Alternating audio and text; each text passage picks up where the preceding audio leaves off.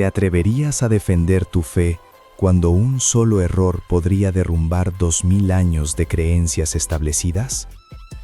Más de 5.000 millones de copias vendidas, el libro más influyente de la historia humana. Y sin embargo, lo que estás a punto de descubrir desmontará todo lo que creías saber sobre la Biblia, incluso si nunca la has leído.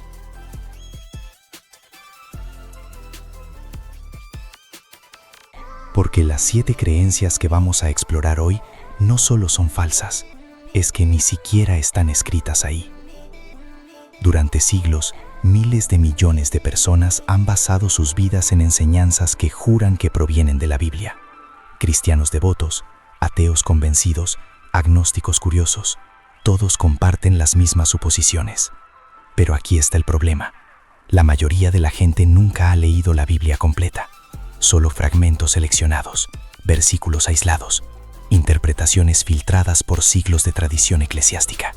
Y cuando alguien finalmente se sienta a leerla de principio a fin, sin intermediarios, sin dogmas preestablecidos, el choque es brutal, porque descubre que la Biblia no solo no dice lo que todos creen, sino que a menudo dice exactamente lo contrario. Hoy vas a ver con tus propios ojos 7 creencias universales que todos dan por sentadas, creyentes y no creyentes por igual, y verificaremos, versículo por versículo, si realmente están ahí. Pero te advierto, lo que descubrirás podría ser perturbador, especialmente si creciste en una tradición religiosa, porque el verdadero problema no es lo que la Biblia dice, sino lo que durante siglos nos han dicho que dice. La Biblia es un fenómeno global sin precedentes, 5.000 millones de copias, traducida a más de 3.300 idiomas, presente en cada continente, en cada cultura, en cada rincón del planeta.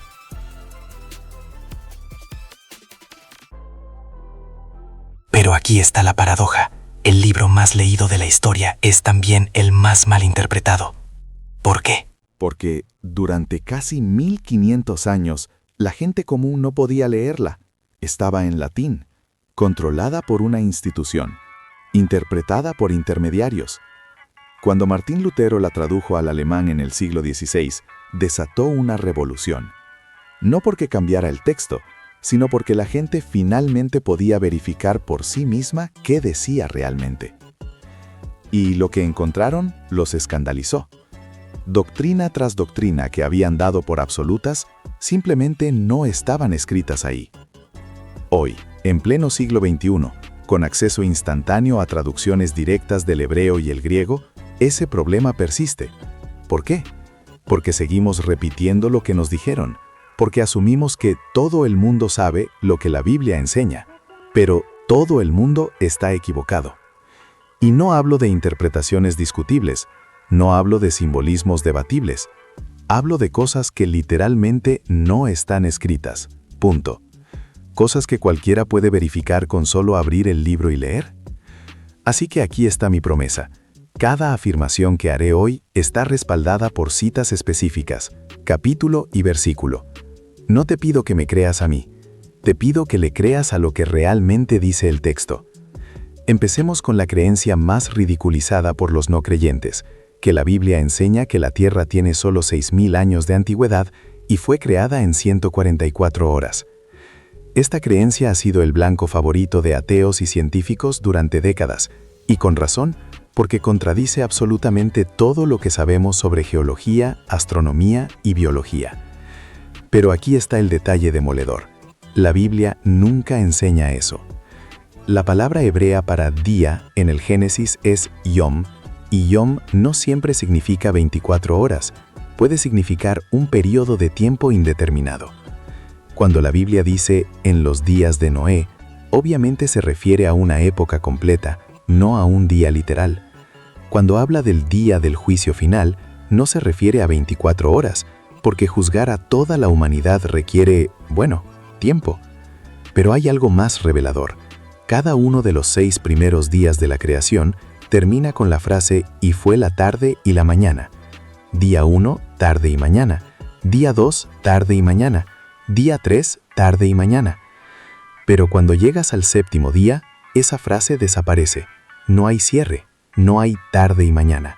La implicación, según el texto, todavía estamos en el séptimo día del descanso de Dios. Y hay más. El día 3 de la creación incluye plantas. Plantas que germinan, plantas que necesitan el sol para crecer. Pero según el relato, el sol no aparece hasta el día 4. ¿Cómo crecen las plantas sin sol en 24 horas? No lo hacen, porque no eran días literales.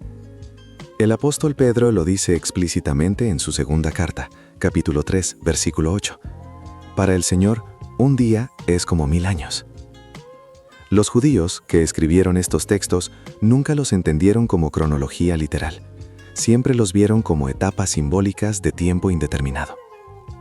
Así que esa creencia que todo ateo usa para burlarse del cristianismo no viene de la Biblia.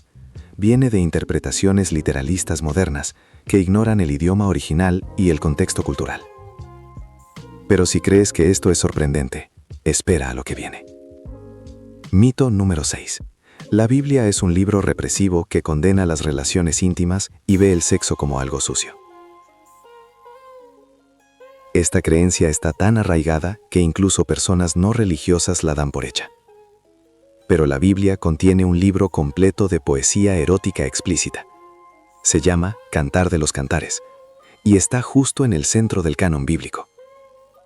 Cito textualmente: «Tus pechos son como racimos de vid, tus besos saben a vino, acaríciame por todo el cuerpo». Y se supone que Dios inspiró ese texto. El libro de Proverbios capítulo 5 versículos 18 y 19 literalmente dice sobre la esposa de uno: embriágate siempre de sus pechos. No, procrea responsablemente. No, cumple tu deber marital. Embriágate siempre de sus pechos. Pero la cosa se pone más interesante. En Cantares, la protagonista fantasea con que su novio es su hermano. Fantasea con llevarlo a la cama de su madre y tener relaciones mientras él besa sus pechos como si lo estuviera amamantando. Y en ningún momento el texto la condena por ello. ¿Por qué? Porque en la visión judía original, el sexo dentro del compromiso no era tabú, era una fuente de placer ordenada por Dios. De hecho, el libro de Cantares fue tan controversial que durante siglos hubo teólogos que abogaron por quitarlo de la Biblia. No porque fuera herético según el texto original, sino porque contradecía la teología sexual que habían desarrollado después. Y hablando de tradiciones que contradicen el texto, todos conocemos la escena. 3 reyes con coronas, 3 camellos, inclinándose en un establo la noche del nacimiento de Jesús. Esa escena no existe en la Biblia. La Biblia nunca dice que fueran reyes, dice que eran magoi, que significa astrólogos. La Biblia nunca dice que fueran 3, solo menciona 3 regalos, no 3 personas. La Biblia nunca dice que llegaran la noche del nacimiento. De hecho, cuando llegaron, Jesús ya era un niño grande, no un bebé recién nacido. ¿La evidencia? Cuando Herodes ordenó la masacre, mandó matar a todos los niños de 2 años o menos, no a los recién nacidos. Pero hay algo peor. Antes de visitar a Jesús, los magos fueron directamente con Herodes a delatarlo. Literalmente le dijeron: nació el rey de los judíos. Y se ofrecieron a espiar para él. Solo un sueño los hizo cambiar de idea después de visitar al niño. Así que estos santos que veneramos en los pesebres, según la Biblia, eran paganos practicantes de artes prohibidas que casi se convierten en cómplices de un infanticidio masivo. Y de hecho fueron cómplices, porque Herodes usó la información que ellos le dieron para calcular la edad de los niños a matar. Mito número 4. María permaneció virgen toda su vida y ascendió al cielo. Esta doctrina es fundamental en varias denominaciones cristianas. La Biblia nunca la menciona.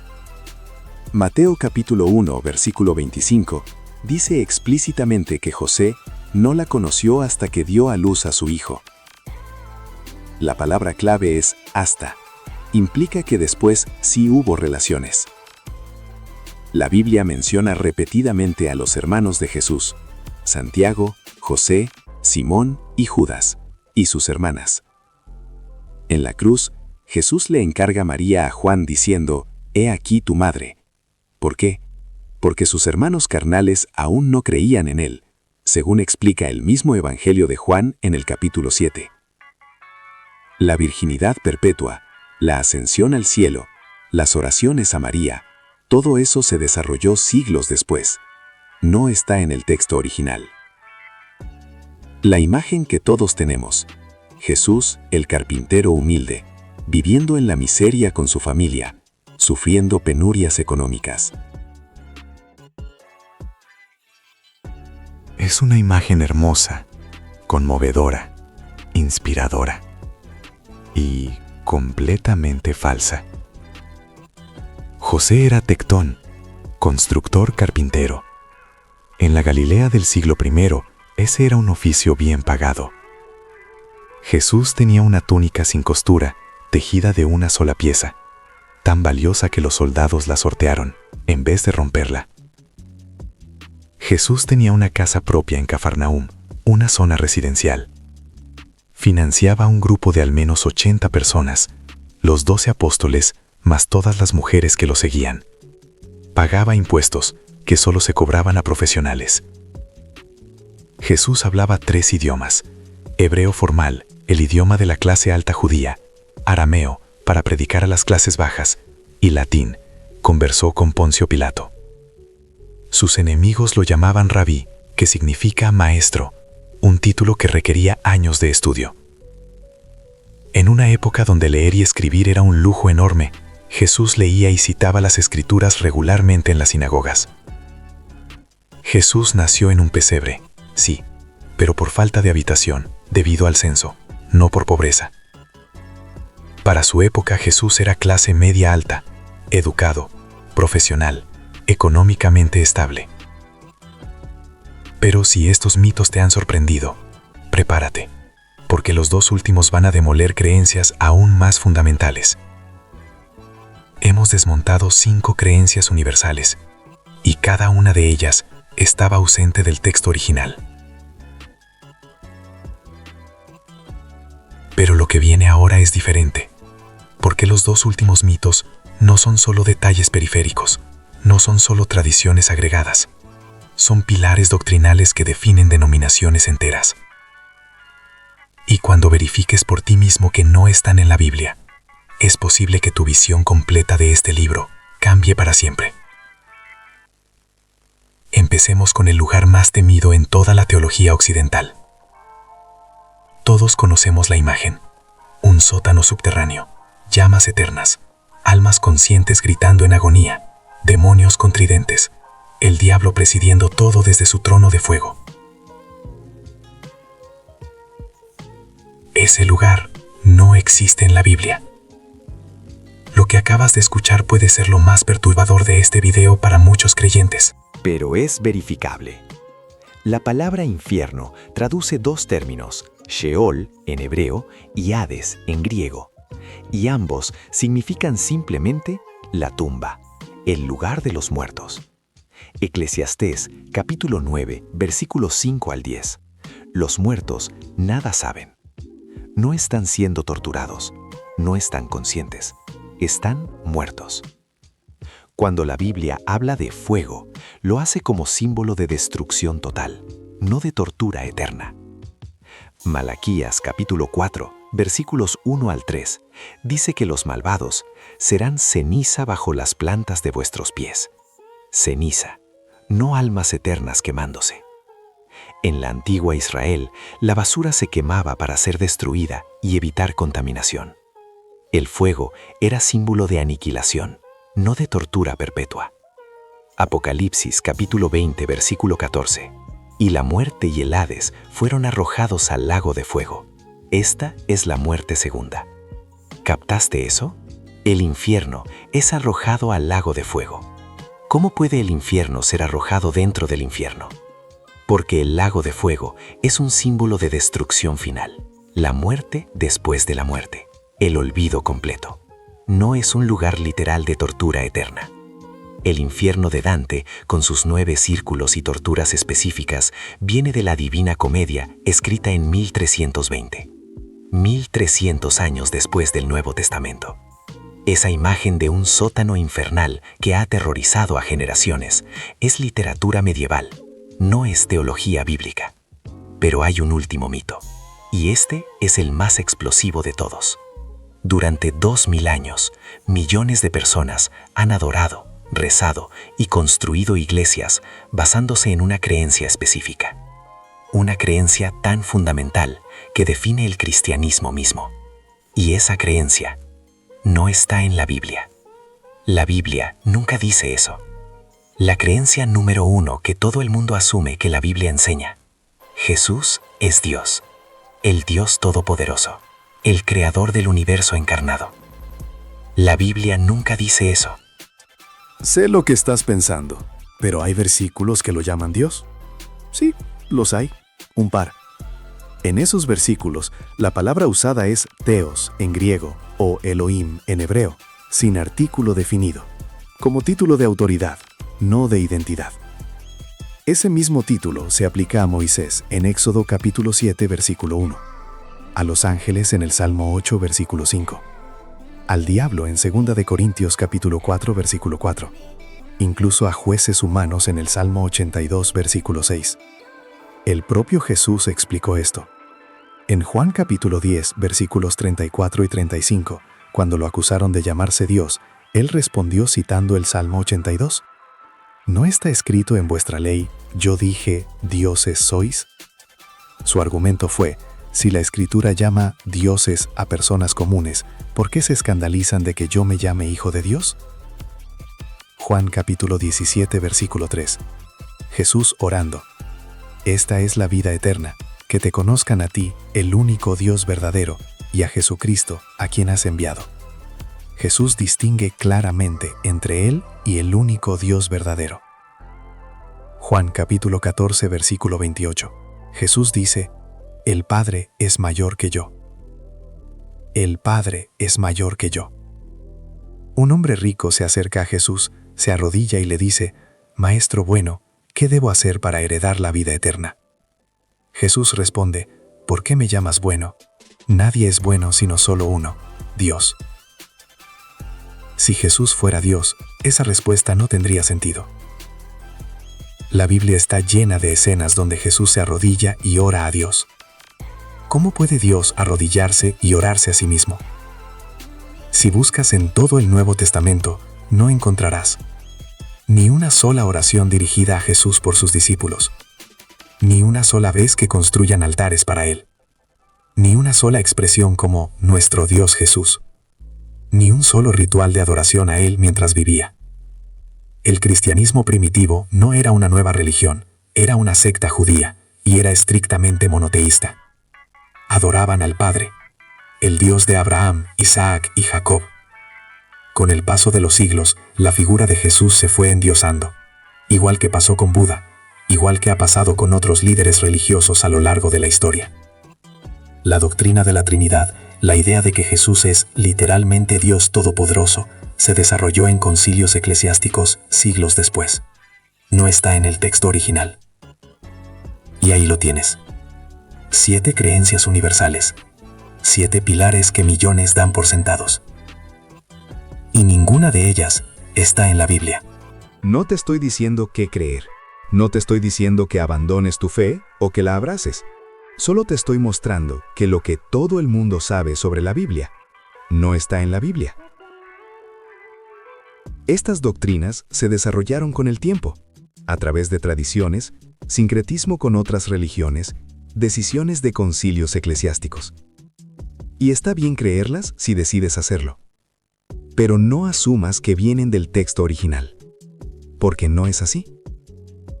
Entonces, ¿qué hacemos con esta información?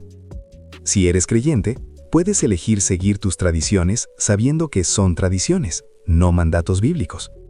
Si eres escéptico, ahora sabes que muchas críticas a lo que dice la Biblia Atacan cosas que la Biblia no dice. Si eres curioso, tienes una invitación. Lee el texto por ti mismo, sin filtros denominacionales, sin intermediarios. Lo fascinante de este ejercicio no es destruir fe, es recuperar precisión. Porque la verdad, sea cual sea tu posición, merece rigor. Durante siglos, el poder de interpretar este libro estuvo en manos de instituciones. Hoy, cualquiera puede leer las traducciones del hebreo y griego original. La pregunta es, ¿te atreves a verificarlo por ti mismo? Si este video te hizo cuestionar lo que creías saber, dale pulgar arriba. Si crees que alguien más debería verlo, compártelo. Y si quieres más contenido que desafíe suposiciones universales con evidencia verificable, suscríbete y activa la campanita, porque cada semana exploramos verdades ocultas a plena vista. Déjame en los comentarios, ¿cuál de estos 7 mitos te sorprendió más? ¿Ya conocías alguno? ¿Hay otro que quieras que investigue? Ah, y una cosa más. Si crees que estos 7 mitos fueron impactantes, espera a que descubras lo que la Biblia sí dice sobre temas que nadie se atreve a tocar. Eso viene en el próximo video.